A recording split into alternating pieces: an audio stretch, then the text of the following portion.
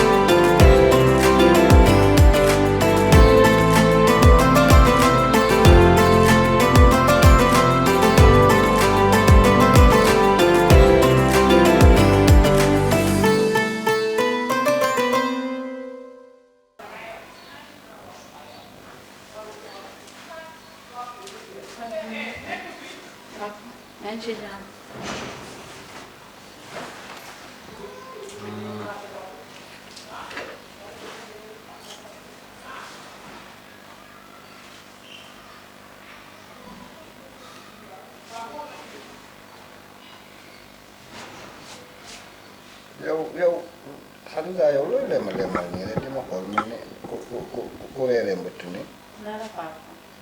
dara. xam nga ban heure a jot. waaw. 18 heures. bu na teelee jox dépasse kay dañ ciy teel a ne xam nga ne moom premier jour koor moom day saf waaw nga sañse nii ba jekki nii mel ni ku matt géej doo dem sa waañ nga nekk ci nekk gi dangaa nar a bàyyi nag ba ndogu jot fu ne nga kërti fa dugg fii génn fii te xam ne nit bu wooree dafa war a ndogu à temps moo gën sa yi ngay def. papa c'est que ndogu bi. boo fi toogee lu ma bëggul dina nu dégg de la ma bëgg wax naa la ko su dee loolu nga fi def nag moom du yow yaay choisir man mii may choisir man dégg nga. papa c'est que xaalis bi maa dem marché nit yi bëri nit yi bëgguma ñu wadd xool sama téléphone mi ngi nii écran bi daa toj. xale lu bara dara wax. amoo ba may dem marché nit yi dañoo bëri foofu ñu bëgguma ba sama téléphone toog xaalis bi ci la wadd mu leen gisuma ko. muy sama ay Xalisa def nga ma yaramu nen de ay waay def nga sa baay dum fi mu ne maa ngi dum Xadi xam nga li nga réer léeg-léeg bu fokk say baaraam bu dama say baaraam baal baaraam Xadi xam nga ñaata nga réeral 5000 francs kese la papa. kese waa kii duma ko kese la de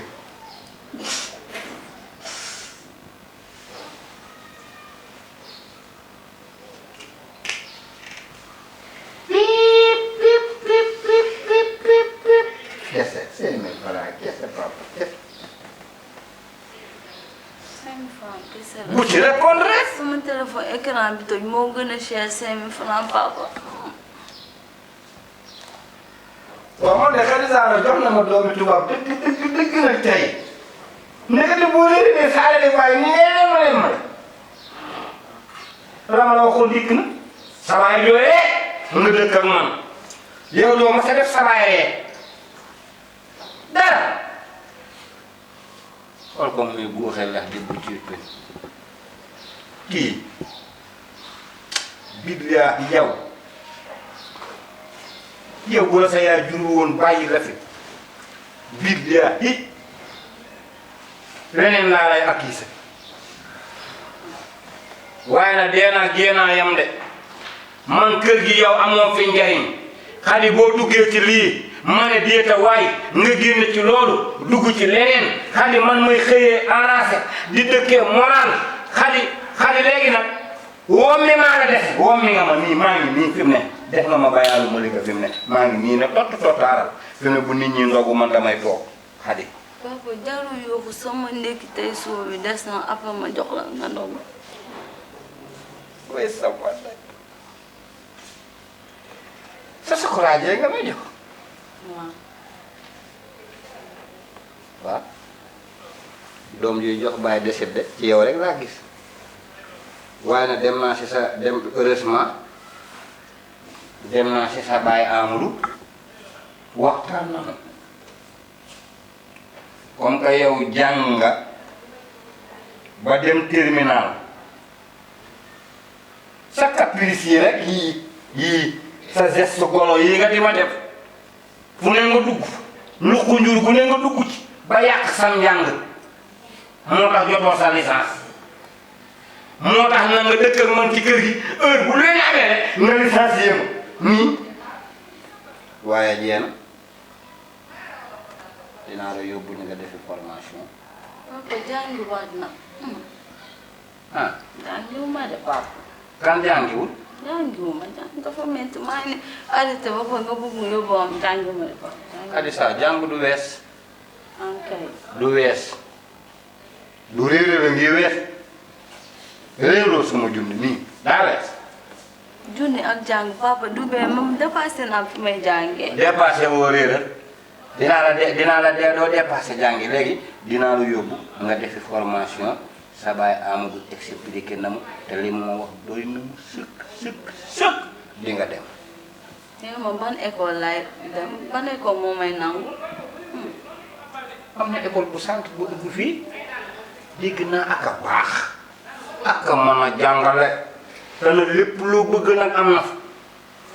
école boobu yaakaar naa ñi réeroon ñëpp gindi na leen te ñi ma gis ñëpp ñu dem ci wax dëgg yàlla avancement lañ ci def ismi mu ngi fii ndakate man ndakate li may dem Dakar yëpp dama koy romb mu ngi fii ci wetu gaaraasu Dakar soo ñëwee féete na la à gauche féete na la à droite daa séq tali bi.